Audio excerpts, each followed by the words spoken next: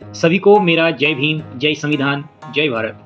तो साथियों, जैसे कि आप सभी को पता है 3000 4000 साल पहले जो है हमारे देश में मनुस्मृति लागू थी। भले ही हमारा देश गुलाम था, फिर भी जो है मनुस्मृति लागू थी। मनुस्मृति से ही जो है शासन चलता था। तो मनुस्मृति में कई ऐसी बातें लिखी गई हैं जो शायद आपको पता ना हो या आपको कहीं से इस तरह की जानकारी ना मिली हो। तो जो मनु ने जो किताब लिखी थी उसी को जो है एक ग्रंथ मान लिया गया, उसी के हिसाब से जो है शासक को चलाया जाता था।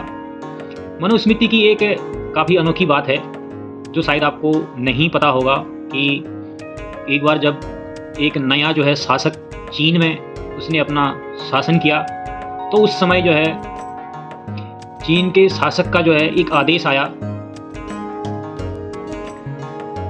तो उस समय जो है चीन के शासक का एक आदेश आया कि जितने भी पुराने ग्रंथ हैं, जितनी भी पुरानी पुस्तकें हैं, उन सभी को जो है जला दिया जाए। तो चीन में जो है उसके आदेश से सारी किताबें जला दी गई। पूरे मतलब देश में, पूरे शासक में सारी किताबें, सारी पुस्तकें जो भी थी, पुरानी ग्रंथ थे, उन सबको जला दिया गया था। लेकिन उसी में कुछ ऐसे लोग थे जिनको लगा कि शासक जो है कुछ समय तक रहेगा, या उसके बाद आपको पता ही है कोई भी नेता, राजनेता, शासक किसी एक का नहीं होता, कभी न कभी जो है बदलता रहता है वो। उस हिसाब से कुछ लोगों ने जो है एक किताब को जो है एक टैंक में छुपा दिया था। जब वहाँ पर जांच होने लगी कि सारी ग्रंथ, सारी पुरानी पुस्तकें जल चुकी हैं या नहीं जली हैं करके, तब जो है उन लोगों ने एक चीन की बहुत बड़ी दीवार बननी थी उस टाइम पे, उस दीवार पे उस टैंक को जो है वहाँ पर दबा दिया गया, उसके ऊपर जो है दीवार बना दी गई। तो जब काफ़ी सालों बाद जब जापान ने चाइना के ऊपर बम फेंका, बम विस्फोट किया, तो उस समय जो है वो दीवार टूट गई थी। उस दीवार के टूटने के बाद जो है वह ट्रंक बाहर आया और कुछ लोगों ने उसमें से किताबें निकाली। बताया जाता है कि वही किताब भारत पहुंची, जिस किताब को देखकर ही मनुस्मृति को लिखा गया था। शायद ऐसा जो है पुरानी इतिहास की किताबें बताती हैं। उसमें जो है 618 श्लोक थे, और जब जो मनुस्मृति बनी थी उस टाइम भी उसमें 618 प्लस श्लोक जो है बताए गए थे। बाद में इनमें प्रावधान करके नए श्लोकों को ऐड करके 2600 कुछ श्लोक वहाँ पर बना दिए गए थे। तो मनुस्मृति के हिसाब से जो उसमें मनुस्मृति जो स्टार्टिंग में जो लागू करनी थी या करी गई थी 100 सालों तक, उसमें जो है काफ़ी डिफरेंस था। पहले क्या था, मनुस्मृति में वर्ण के हिसाब से, मतलब उसको उसकी योग्यता के हिसाब से रखा जाता था। यानी कि उसमें वर्ण व्यवस्था पहले थी, पहले जाति व्यवस्था उसमें कहीं से कहीं तक नहीं थी, और जाति व्यवस्था को इतनी मान्यता नहीं थी कहीं पर भी। तो बाद में जो है कुछ लोगों 10% 15% लोग जो है कुछ ज़्यादा ही पढ़े लिखे गुरुकुल हुआ करते थे उस टाइम, वहाँ जाके कुछ शिक्षाएँ हासिल कर ली थी उन्होंने। तो उन लोगों ने उसमें फेर बदल करके जहाँ पर भी वर्ण का शब्द का प्रयोग किया गया था वहाँ पर उन्होंने जाति कर दिया था। तो तब से जो है ये जाति व्यवस्था लागू हुई थी। और जब स्टार्टिंग में जो है जाति व्यवस्था जो है जब लागू हुई थी उस टाइम 55 जातियाँ हुआ करती थी। बाद में जो है अभी के टाइम कई हजारों जातियाँ बन चुकी हैं।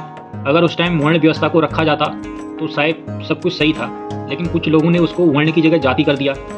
फिर उसके हिसाब से जब जाति व्यवस्था होने लगी तो जो है जातियाँ बनाई गई अलग अलग आधार पर, ब्राह्मण, क्षत्रिय, शूद्र, इस हिसाब से कई सारी जातियाँ बनाई गई थी, जिनमें से 100 सालों तक जो है 55 जातियाँ वहाँ पर बन चुकी थी। उनमें से सबसे लास्ट पायदान में जो है शूद्र को रखा गया था। और शूद्रों को सबसे पहले जब गुरुकुल में शिक्षा ग्रहण करने के लिए भेजा जाता था लोगों को, तो उस टाइम ये बोला गया कि जो भी जिसको ज़्यादा शिक्षा प्राप्त होगी, या जो ज़्यादा विद्वान होगा, या ज़्यादा पढ़ा लिखा होगा, वही जो है सर्वश्रेष्ठ है और वही ब्राह्मण होगा। तो फिर धीरे धीरे इस तरह कई लोग गुरुकुल जाने लगे। तो जो शूद्र था उसको जो है पढ़ाई लिखाई का अधिकार नहीं था, वो गुरुकुल में जा नहीं सकता था, कहीं भी शिक्षा संस्थानों में नहीं जा सकता था, किसी के हाथ का पानी नहीं पी सकता था। तो एक तरफ तो जो है मनुस्मृति कहती है कि अनपढ़ों को जो है हम शूद्र कहेंगे, जिनको ज्ञान नहीं होगा, जिनको कुछ भी नॉलेज नहीं होगा, हम उनको जो है शूद्र कहेंगे। और जो पढ़ा लिखा होगा उसके लिए कोई भी जाति मायने नहीं रखती है। अगर वो ज्ञान है, उसके पास नॉलेज है, उसको जो है शास्त्रों का ज्ञान है, तो वो जो है ब्राह्मण है, उसके कुल से कोई मतलब हमें नहीं रहेगा। एक तरफ तो मनुस्मृति ये कहती है। दूसरी तरफ जो भी शूद्र लोग थे उस टाइम को, जिनको बोला गया था कि अनपढ़ है ये शूद्र हो गया, ये पढ़ा लिखा नहीं है ये शूद्र हो गया, तो जब उनके बच्चे हुए, बच्चे के बच्चे हुए, उनको स्कूल जाने का अधिकार ही नहीं दिया। उनको स्कूल, कॉलेज, यानी कि कहने का मतलब उस टाइम गुरुकुल थे, वहाँ पर कहीं पर भी, जहाँ शिक्षा संस्थान थे, वहाँ कहीं पर भी आने नहीं दिया उनको। तो शिक्षा कैसे हासिल करेंगे? अगर जब शिक्षा हासिल नहीं करेंगे तो मनुस्मृति के हिसाब से ही वो जो है शूद्र बन जाएंगे। अब एक तरह मनुस्मृति कहती है शूद्र वो है जिसको ज्ञान नहीं है, और जो पढ़ा लिखा नहीं है, जिसको कुछ पता नहीं है, और जो पढ़ेगा लिखेगा उसके जाति के हिसाब से कोई भेदभाव नहीं रहेगा, उसको हम ब्राह्मण मान लेंगे, वो जो है उच्च कोटि में उसकी गिनती होगी। और दूसरी तरफ जो है शूद्रों के बच्चे के बच्चे जो भी थे, जो पीढ़ी दर पीढ़ी चली आ रही थी, उनको गुरुकुलों में कहीं भी शिक्षा संस्थानों में जाने नहीं दिया, तो कैसे आगे बढ़ेंगे।